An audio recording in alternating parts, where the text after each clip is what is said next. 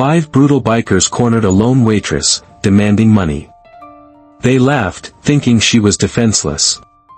They never noticed the silent man in the corner who was about to teach them a lesson in respect and pain. The fog pressed against the wide windows of the Foghorn Diner like a ghostly shroud, swallowing the iconic cliffs of Big Sur Hole. Outside, the Pacific Ocean roared, a constant, thunderous heartbeat against the rock. Inside, the diner was an island of fragile warmth and light. Worn leather booths, a long counter polished smooth by decades of weary elbows, and the low hum of a neon sign were all that held the wild night at bay. Elena Vance, a woman in her early 30s whose fatigue couldn't quite extinguish the defiant spark in her eyes, moved with the practiced economy of someone who had worked a double shift. She wiped down an already clean counter, her movements a quiet ritual against the encroaching chaos of the storm. Her uniform was faded, her posture tired, but she held her space. In the farthest corner booth, a man sat alone, a silent statue amidst the diner's quiet life. His dark, long coat seemed to absorb the light around him, and his signature goatee was neatly trimmed. He was the diner's only customer, and for the past hour, he had done nothing but sip slowly from a cup of green tea. This was Steven Seagal. His presence was a paradox, utterly still, yet filling the entire room. His gaze was calm, missing nothing. He noted the way Elena's hand trembled slightly as she refilled the sugar shakers, the way her eyes flicked towards the door with a practiced anxiety. He saw the weariness in her, but also the steel beneath it. He had ordered his tea with a low, "thank you," his voice a calm, resonant frequency that cut through the hiss of the coffee machine. That was their only interaction. The bell above the door didn't jingle, it screamed. Shoved open by a gust of salt-laced wind, the door admitted 5 men who seemed carved from grit and bad intentions. They wore soaked leather, their heavy boots thudding on the linoleum like hammers. They brought the cold, wet night in with them. The leader, a thick-set man with a spiderweb tattoo crawling up his neck from under his collar, surveyed the room with the predatory gaze of a wolf. This was Jedediah, Jed, Stone. He grinned, a humorless expression that didn't reach his cold eyes. Well, Jed's voice, oily and loud, slimed the air. Look who's still open for business. Elena froze behind the counter, her hand tightening on her cleaning rag. In the corner, Steven Seagal's gaze remained on his teacup. He didn't look up. He didn't react. He simply observed. But in that stillness, a decision had already been made. The storm had come inside, and he was the eye of it. Jed Stone sauntered to the counter, his men fanning out behind him, their menacing presence shrinking the small diner. They moved with the casual entitlement of bullies who had never been properly challenged. One of them, a lanky man with teeth stained brown from tobacco, sat heavily at the counter, spinning a napkin dispenser with a dirty fingernail. "Evening, Elena," Jed drawled, leaning his elbows on the counter. "You look tired. Business slow?" "It was quiet," Elena said, her voice low but steady. "What do you want, Jed?" "What do I want?" He feigned a look of surprise. "I want to make sure you're safe. This is a dangerous stretch of road. Lonely. Things happen." He let the threat hang in the air, as thick and suffocating as the fog outside. "The fee is due. Last week's and this week's." Elena's jaw clenched. "I told you last time. I don't have it. Business has been terrible." "That sounds like a you problem, not a me problem," Jed said with a dismissive wave. To prove his point, his lanky subordinate reached out and swept a row of coffee mugs off the counter. They shattered on the floor, the sound like a gunshot in the quiet room. Elena flinched. Still, her voice was firm. "Get out of my diner." Jed's smile vanished. "Your diner?" He looked around, then his eyes landed on a vintage, glass-and-chrome coffee pot sitting on a warmer, a relic from the 50s. "This is a nice place. Real, classic." With a swift, deliberate motion, he backhanded the coffee pot. It flew off its stand and exploded against the wall in a shower of glass and steaming dark liquid. A sharp, pained sound escaped Elena's lips. That pot had been her mother's. It was the heart of the diner. Jed leaned in close, his breath smelling of stale beer. It'd be a shame if everything in here got broken. Pay me, or I start breaking more than just things. One of his men, a burly brute with a shaved head, grinned and started moving around the counter towards her. Maybe she needs some convincing, boss. He was halfway to her when a sound cut through the tension. Click. It was a small, precise sound. The sound of a ceramic teacup being placed gently, but with absolute finality, onto its saucer. Every head turned toward the corner booth. Steven Seagal had not moved. He hadn't stood up. He had only placed his cup down. But in that one, simple action, the entire dynamic of the room had shifted. The challenge had been accepted. The biker froze, looking from Seagal to his boss. Jed squinted into the dim corner. "You got a problem, old man?" Seagal didn't answer. He was looking at the biker advancing on Elena. He spoke 2 words, his voice low and calm, yet carrying the weight of a commandment. "Don't move." The biker hesitated, then smirked and took another step toward Elena, reaching for her. "Or what?" he snarled. He grabbed her wrist. And the stillness in the corner was broken. In the space between one heartbeat and the next, Steven Seagal was no longer in the booth. He didn't seem to run or even walk quickly, he simply arrived. One moment he was a seated shadow, the next he was a physical presence standing directly behind the biker who held Elena's wrist. The biker had no time to react. Seagal's hand closed over the man's wrist, not with crushing force, but with the precise, confident grip of a surgeon. The biker tried to pull away, but his arm wouldn't obey. In a single, fluid motion that seemed to defy physics, Seagal turned his hips, guided the man's arm in a small, inescapable circle, and applied a perfect Ikkyo, a classic Aikido wrist lock. There was no sound of a punch, only a soft pop of a joint being pushed to its absolute limit, followed by a choked scream of agony. The biker's grip on Elena vanished as his entire body contorted in pain. Seagal guided his descent, placing him onto the floor with a controlled thud, not dropping him. The man lay gasping, cradling his now useless arm. The diner fell into a stunned, absolute silence, broken only by the roar of the ocean outside. Elena stared, her own wrist throbbing where she'd been grabbed, her mind struggling to process what she had just seen. The silent man from the corner now stood between her and the gang, a bulwark of calm fury. Jed Stone stared in disbelief, his jaw hanging open. "What the?" Seagal finally looked directly at Jed, his eyes cold and flat. "Let her go," he said. It wasn't a request. It was a statement of fact, the closing argument in a case that had just been decided. Jed blinked, shaking off his shock, and his face contorted in rage. He pointed a thick finger at Seagal. "You have no idea who you're messing with, old man." He looked at his remaining 3 men, who were now watching Seagal with a new, wary respect. "What are you waiting for? Get him." The tension snapped. Another biker, the lanky one from the counter, charged forward with a roar, swinging a heavy glass sugar dispenser like a club. Seagal didn't retreat. He didn't even seem to brace himself. He simply turned to face the new storm, his expression unchanged. The intervention was over. The lesson was about to begin.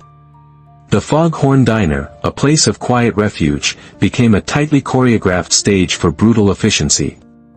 The lanky biker swung the heavy sugar dispenser in a wide, clumsy arc aimed at Seagal's head.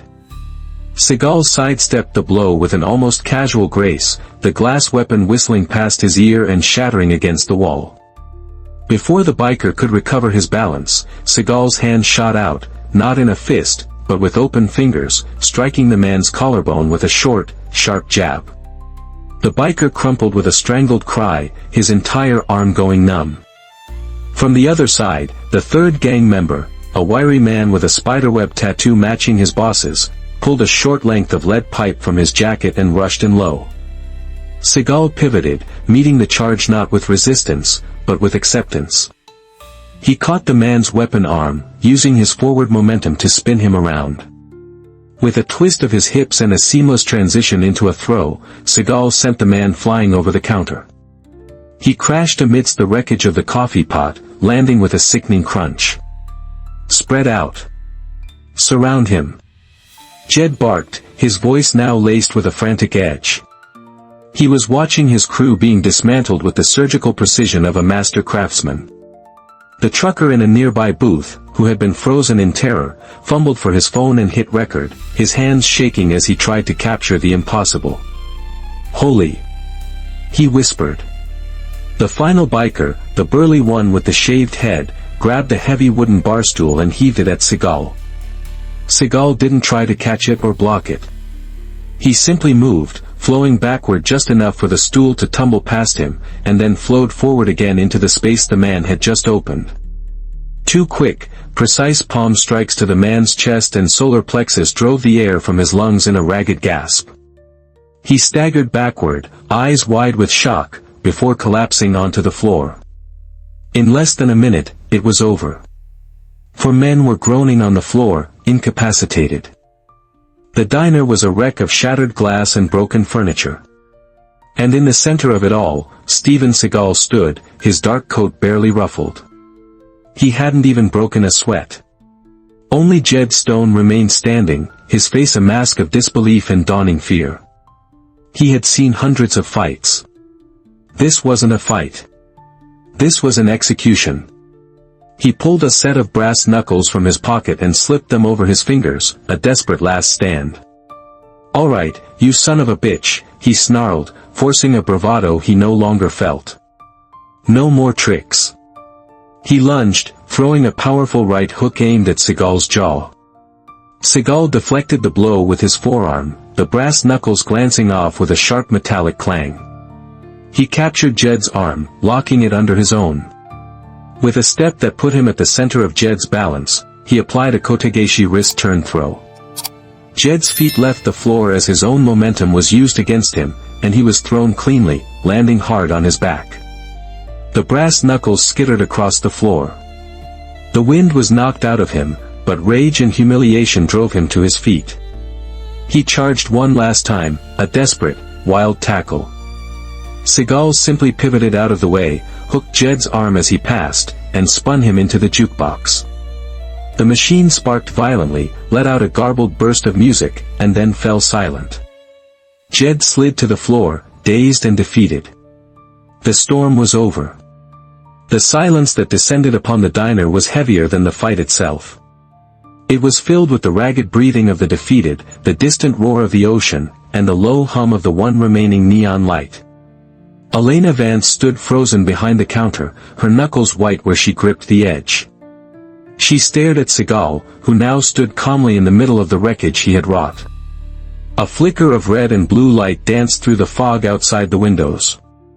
The sound of approaching sirens grew from a faint wail to a piercing cry. Tires screeched on the wet pavement. I called them," Elena whispered, her voice trembling. "When you stood up. I hit the silent alarm." Seagal gave a slow, deliberate nod. "Good." Two police officers burst through the door, weapons drawn, expecting a hostage situation or a shootout. They stopped dead, their eyes widening at the scene, 5 bikers scattered across the floor like discarded toys, and one man standing untouched in the center. The senior officer, a man with graying hair and a weary face, holstered his weapon. "Sergeant Miller," he said, his eyes on Seagal. "Can someone tell me what the hell happened here?" The trucker, still recording, spoke up. "He did. This guy. He took them all down. They were roughing up the waitress, and he just handled it." Miller's gaze flicked from Seagal to Elena, then back. He recognized the man now, a face he'd seen in old movies. He couldn't quite believe it. "Sir, are you all right?" "I'm fine," Seagal said, his voice quiet. They're not. As the second officer began cuffing a groaning Jed Stone, Sergeant Miller walked over to Seagal. You mind giving a statement? The camera has the only statement you need, Seagal said, nodding towards the trucker.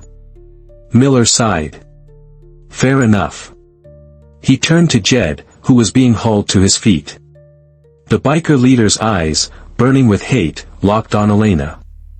You made a mistake, Jed hissed, blood trickling from his lip. This doesn't end here. My people will hear about this. They'll tear this place apart. Seagal took a single, deliberate step toward him. He said nothing.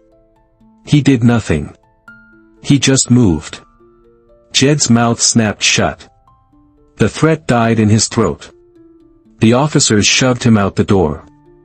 Sergeant Miller watched the exchange, then turned back to Seagal, a look of grudging respect on his face. He's not wrong about one thing. Stone's crew is just the tip of a very nasty spear. They're tied to a bigger network down in the Bay Area. They will hear about this. Let them, Seagal said. They might come looking for you, Miller warned. They can try. The sergeant shook his head, a faint smile touching his lips. Okay then. Just, try not to break any more jukeboxes. He motioned for the trucker to send him the video file and then herded his partner and the last of the bikers out into the night. The flashing lights receded, leaving the diner in its own dim glow. Seagal walked back to his booth, the one island of order in a sea of chaos. He picked up his teacup. The tea was cold. He drank it anyway. Elena watched him, 1,000 questions in her eyes, but only one came out. Why? She asked, her voice barely a whisper. Why did you help me? Seagal looked up from his cup, his gaze meeting hers across the ruined diner. Because you didn't run, he said. You just needed someone to clear the path. The sun rose over Big Sur, a pale, watery light that burned through the last remnants of the fog. The video, uploaded by the trucker with the title, Lone Customer vs. Biker Gang in Cliffside Diner, had gone viral before the first pot of coffee was brewed. #FoghornDiner was trending. The diner was quiet. Elena, running on pure adrenaline, had spent the last few hours sweeping up glass and righting overturned tables. Seagal had helped, moving with a silent efficiency that was as impressive as his fighting, before retreating to his corner booth to watch the ocean. News vans were already parked down the road, their cameras pointed at the diner like vultures. Locals drove by slowly, pointing. Elena ignored them all. For the first time in a year, the fear that had been her constant companion was gone, replaced by a strange, fragile sense of ownership. She walked over to Seagal's booth, a fresh, steaming mug of coffee in her hand. They're calling me a hero, she said, a hint of disbelief in her voice. Me. All I did was get saved. You stood up first, Seagal corrected her, his voice low and even. You told them no when it was dangerous to do so. That's where it began. She slid into the booth across from him. The police sergeant said more of them will come. That Jed's part of something bigger. He is, Seagal confirmed. So what do I do? She asked, the old fear trying to creep back in. Wait for the next fight. Hope another mysterious stranger is sipping tea in the corner. He looked at her, his gaze intense. No, he said. They took your peace. You take it back, 10 times stronger. You rebuild this place. You make it so clean and so bright that shadows like them have no place to hide. You make it known this place is protected. Not by me. By you. It was the most he had said at one time. Each word landed with purpose. I don't know how, she confessed. You've already started, he said, nodding towards the now clean floor. You just keep going. He stood then, placing a folded $100 bill on the table, far more than enough to cover his tea and the damages. He walked toward the door, his long coat settling around him. Are you leaving? Elena asked, following him. "This isn't my fight anymore," he said, pausing at the threshold. The morning light framed him, turning him into a dark silhouette. "It's your victory." He stepped out into the crisp morning air and walked away down the highway, never once looking back. He disappeared into the lingering mist as mysteriously as he had appeared. Elena stood in the doorway, the cool salt spray on her face. She looked at the news vans, at the curious onlookers, then back at her diner. Her diner. A low, steady hum came from the corner. The jukebox, battered but not broken, had flickered back to life. She walked back inside, picked up her cleaning rag, and with a deep breath, went back to work. Justice isn't always about a hero staying. Sometimes, it's about the strength they leave behind. What does it take to truly stand your ground? Let us know your thoughts below. Always comment with respect, share this story, and subscribe for more.